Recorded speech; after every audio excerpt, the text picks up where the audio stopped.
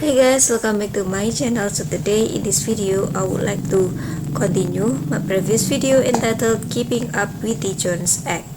Has a protectionist law outlived its usefulness? So this is the second part of the video.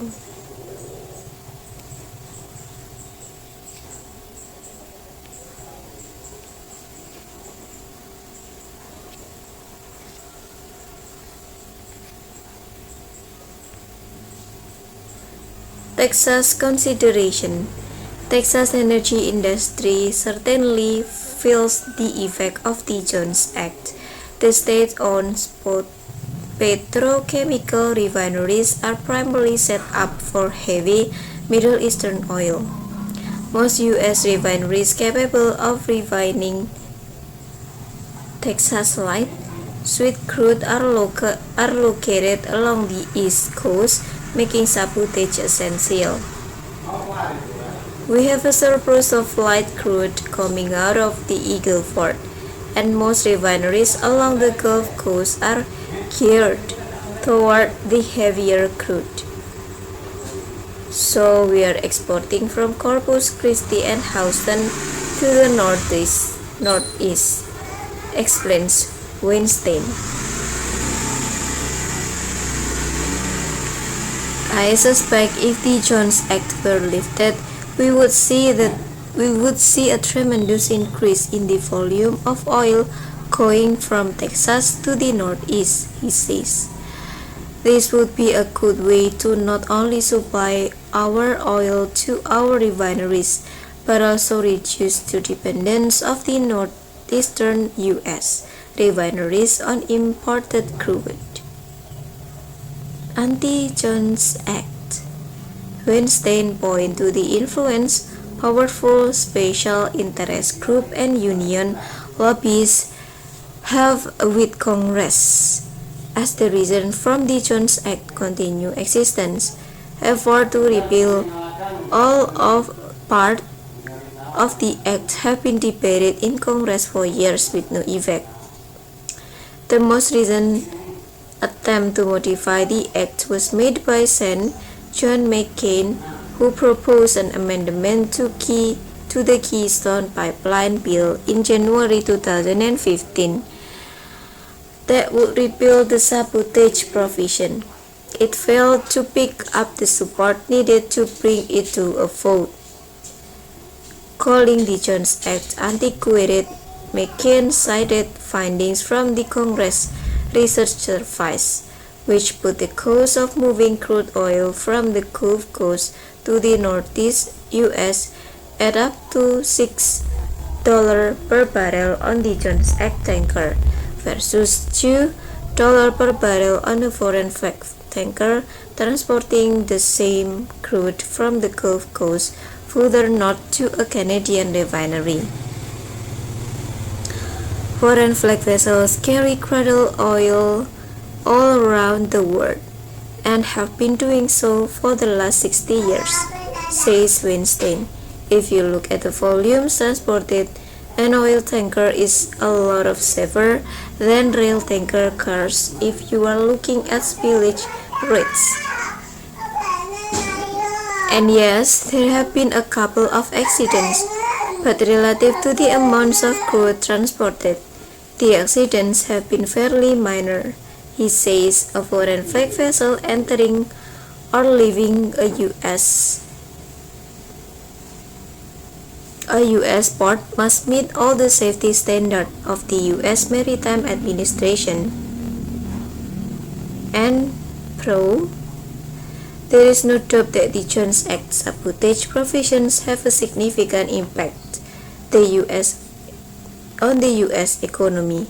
The Congressional Research Service report that the U.S. has 128 Jones Act eligible vessels capable of delivering oil between American ports, as well as the several thousand eligible river barges. According to Maroc, these vessels support nearly 500,000 American jobs and create an economic impact of almost $100 billion. Exhibit 2. Jones Act eligible U.S. crude oil carriers. Barrett also reported that in the 2013, U.S. shipyard entered into contract to produce hundreds of new vessels for sabotage, including oil tankers and container ships powered by liquid natural gas. Jones Act supporters claim the high costs of U.S. shipyards are justified when the result produce safe and reliable vessels with the latest technologies.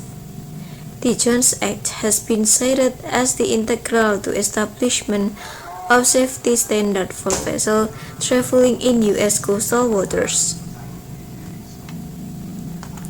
Bilski says the extra cost is well worth it.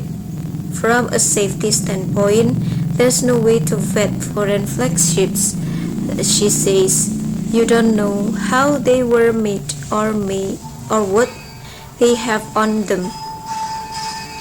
Without the Jones Act, any tanker could pick up crude at one U.S. port, and then it's going to sail all along the U.S. coastline within 200 miles all the way to Pennsylvania. We have to make sure that safety standards are at the level the U.S. can feel comfortable with. But more importantly, Bilski says there's the issue of national security. Without this maritime law, she says, foreign flag vessels controlled by foreign crews would have access to tens of thousands of miles of America's inland waterways. U.S. commerce could find itself dependent on foreign vessels for global import and export. All Jones Act ships must be crewed by U.S. citizens who possess U.S. federal transportation worker identification credentials, as well as the U.S. Marine credentials, he says.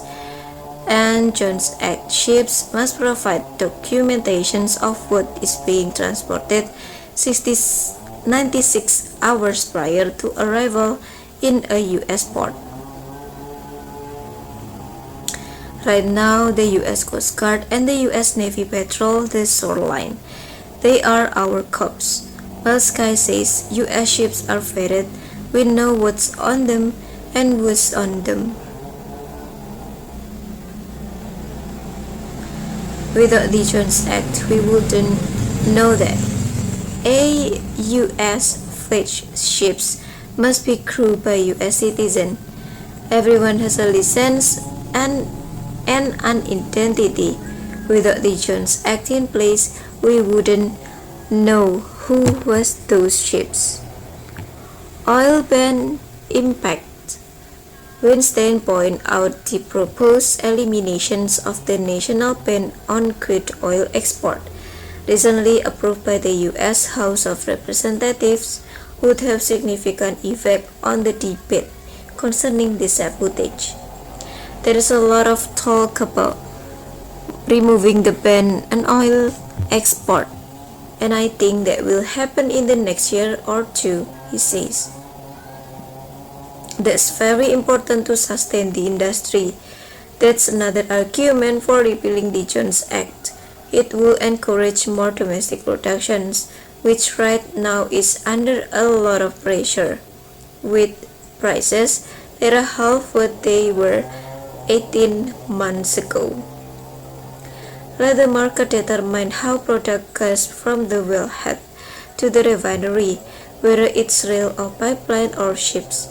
Weinstein says, in the case of the Jones Act, we have an artificial barrier to competition, and I'm not just talking about competitions between domestic and foreign flag carriers. I'm talking about competitions between different modes of transport: rail, truck, tanker, and pipeline. So, this is the end of the article. Don't forget to watch the previous part, and also don't forget to like, comment, and subscribe. Bye.